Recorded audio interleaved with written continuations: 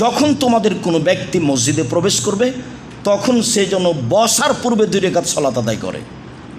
মনে রাখা ভালো হবে যে মসজিদে ঢুকে 2 রাকাত সালাত আদায় করতে হবে, বসার জন্য অপেক্ষা করার জন্য এই হাদিসের সাথে নিষিদ্ধ সময়ের কোনো সম্পর্ক নেই। মসজিদ আল্লাহর, বসতে চাইলে তার কাছে অনুমতি নিতে হবে। তা আপনি কি বলবেন যে আল্লাহ আপনার মসজিদে বসতে চাচ্ছে, একটু বসতে দেন, যে অনুগ্রহপূর্বক বসতে পারি কি? এভাবে বলবেন? কি বলবেন?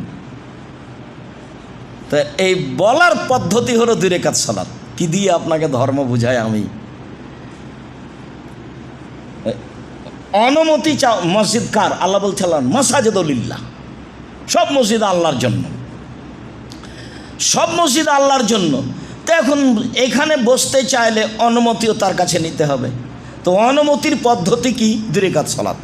তাহলে রাসূল বলছেন তোমাদের কোনো ব্যক্তি মসজিদে ঢুকলে সে যেন বসার পূর্বে 2 রাকাত সালাত আদায় করে। এই যে ভারত, বাংলাদেশ, পাকিস্তানের শতকরা 95টা মসজিদে মানুষ ঢুকে আগে বসছে, তার মধ্যে আপনার অবগতিতে আছে, আপনি বাস্তব করেছেন না হয় দেখেছেন, আর আমি কোনোদিন করিনি তবে দেখেছি।